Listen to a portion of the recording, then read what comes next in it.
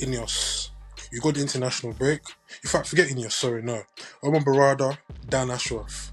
You got the international break. Yeah, do the job. Get him gone. I'm gonna say this year. That was one of the worst games of football I've watched in a long time. 90 minutes of my life was wasted. Yeah, one of the worst games of football I've watched. From my side, I can't remember anything that was actually remotely great. Other than a Rashford chance in the first half, then a Bruno free kick in the second half. I'll be honest with you, it was just a shambles, man. That game was so horrible to watch. It's just like, yeah, no. And they're all there to see it as well. They're all there, all of them. They're all there sitting at the Avengers.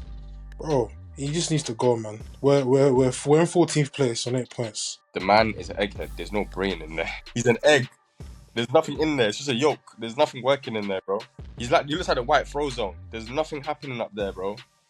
You spent 258 or 68 million in the summer, and each and every single one of those players is on the bench. The only person that man can say yes should be on the bench for me was Ugarte. It's so weird because like he didn't start his signing today. Like De Ligt was on the bench.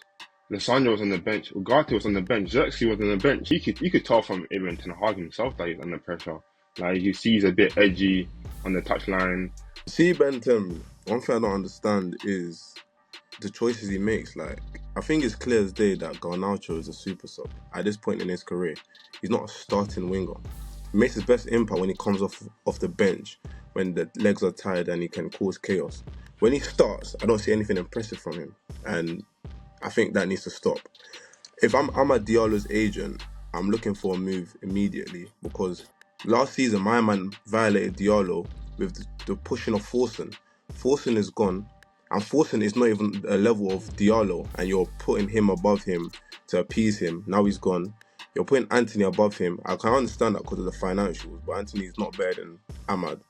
And this season, you're not really playing Ahmad, which I don't really understand like that. Because you're playing him at the start, but now you're moving Fugazi, and you got Garnacho as a super sub. You man looked at me funny when I said my thing about Kobe Mainoo.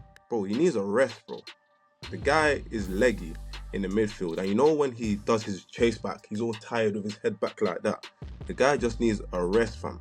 I get that you did a bit of rotation for him, but he's not the same player that you saw last year, and this season is meant to be taking a progressive jump forward, and he's not. He's kind of plateaued. I was asking the question during the game, like, does this point really save Ten Hag? Like, I still feel like, obviously, that picture of all them in the stands was quite ominous. Like, literally everybody was there, even Jim Ratcliffe was there.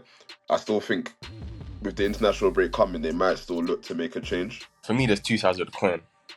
With what they did in the summer and how they backed Ten Hag, I honestly think he'll last till the end of the season, just based off of what Ineos have sort of like put in place with him. That's number one. Number two is who like, cool, let's say we sack Ten Hag, yeah. Who are they realistically gonna hire?